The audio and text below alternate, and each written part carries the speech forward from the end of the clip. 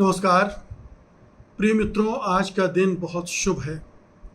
ये दिन मेरे लिए तो शुभ है ही क्योंकि हमारे स्टूडियो में अवतार प्रकट होने वाले हैं।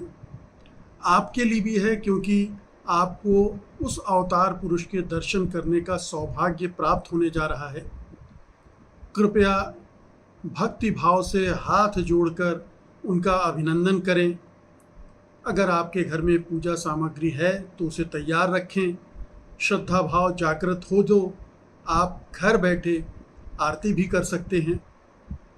अब मैं उस अवतार पुरुष का आवाहन करता हूँ जिसे परमात्मा ने लोक कल्याण के लिए पृथ्वी लोक पर भेजा है।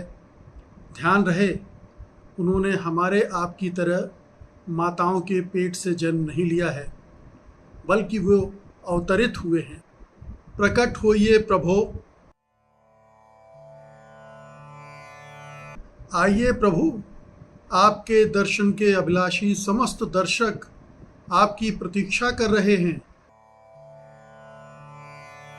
हम धन्य हुए भगवान, आपने हम जैसे तुच्छ प्राणियों को अपने दर्शन दिए। मैं तो घबरा ही गया था कि क्या पता आपका नेटवर्क ही काम नहीं कर रहा हो। कैसी बात करते हो वश, सारे नेटवर्क तो मेरे वश में हैं। वे सब मेरे ही बनाए हुए हैं। उन नेटवर्कों को चलाने वालों को भी मैं ही चलाता हूँ। सारे नेटवर्क मेरे इशारों पर चलते हैं और रुकते हैं, इसलिए मेरा नेटवर्क खराब कैसे हो सकता है। हाँ, कुछ कारपोरेट भक्तों को साधने में लगा हुआ था, इसलिए तुरंत प्रकट नहीं हो सका। जी वो तो है, इसमें भला किसी को क्या शक हो सकता है। इंटरनेट ही क्या, टीवी अखबारों का नेटवर्क भी आपके कंट्रोल में ही है। हा हा हा, कटाक्ष कर रहे हो बस। बोलो, कैसे याद किया, क्या पूछना चाहते हो। भगवान, पहले तो मैं आपको धन्यवाद देना चाहता हूँ।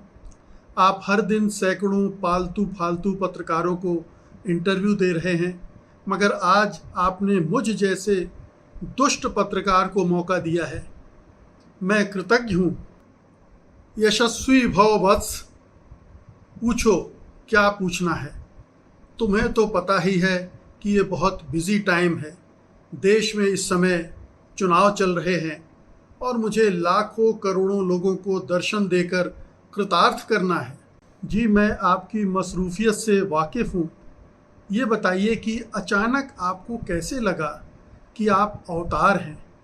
आपको परमात्मा ने किसी खास मकसद से पृथ्वी लोक पर भेजा है और आप माँ के पेट से पैदा नहीं हुए हैं। दैवी शक्ति की कृपा से इस लोक पर प्रकट हुए हैं। अच्छा प्रश्न है वत्स। देखो, मैं कुछ समय से महसूस कर रहा था कि लोगों की भक्ति में कुछ कमी आ रही है। वे मेरी बातों पर ध्यान नहीं दे रहे हैं, मुझ पर यकीन नहीं कर रहे हैं। एक आकर्षण था मेरा, एक जादू था जो कहीं दरक रहा था, टूट रहा है। तो मुझे लगा कि अब कोई नई माया रचनी पड़ेगी।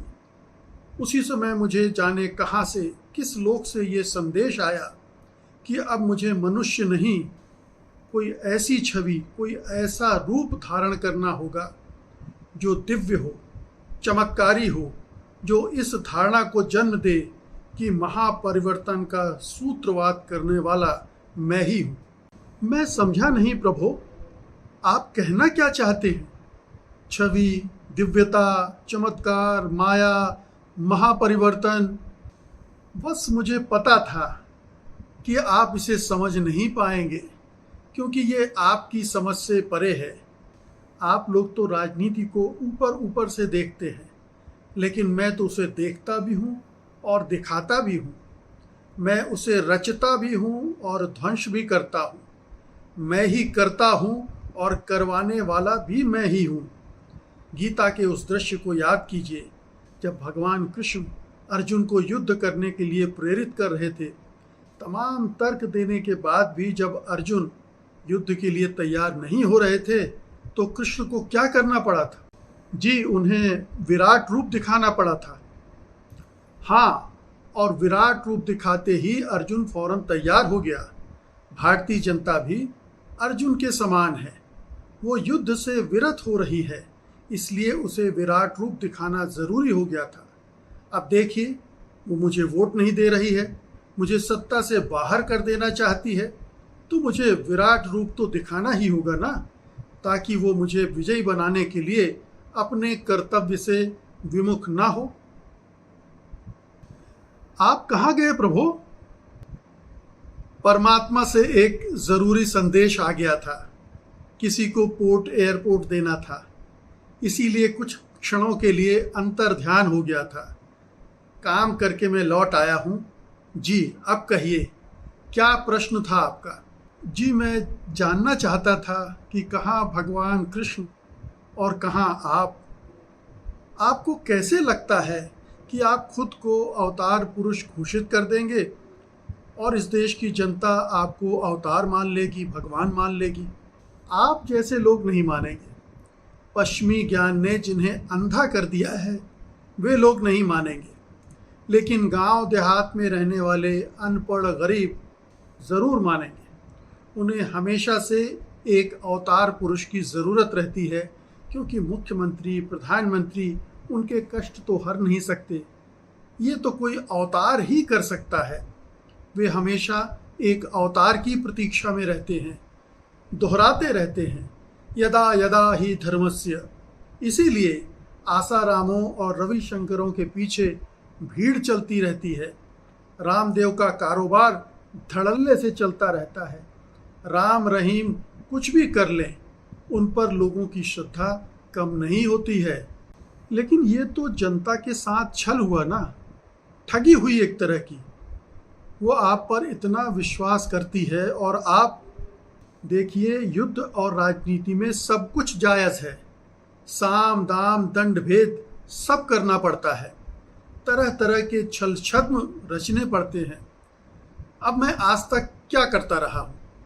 पहले मैं हिंदू हृदय सम्राट बना, फिर विकास पुरुष, फिर मंदिर मंदिर की परिक्रमा करके धर्मात्मा, संसद में सेंगोर स्थापित करके सम्राट बना, राम मंदिर में प्राण प्रतिष्ठा करके हिंदू धर्म का उद्धारक।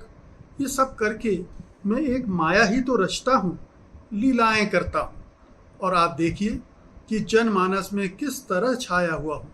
इतना कि मेरे कहने के पहले ही मुझे विष्णु का अवतार घोषित कर दिया गया, मेरे मंदिर बना दिए गए। मेरे भक्तों को देखा है आपने कभी? कोई मेरी थोड़ी सी भी आलोचना कर दे तो उन्हें लगता है कि उसने ईश निंदा कर दी है, ईश्वर की निंदा कर दी है, अपराध कर दिया है। वे उस पर टूट पड़ते हैं, जैसे विपक्षी नेताओं पर ईडी और सीबीआई टूट पड़ती है। सत्य हिंदी का ऐप डाउनलोड करें गूगल प्ले स्टोर पर।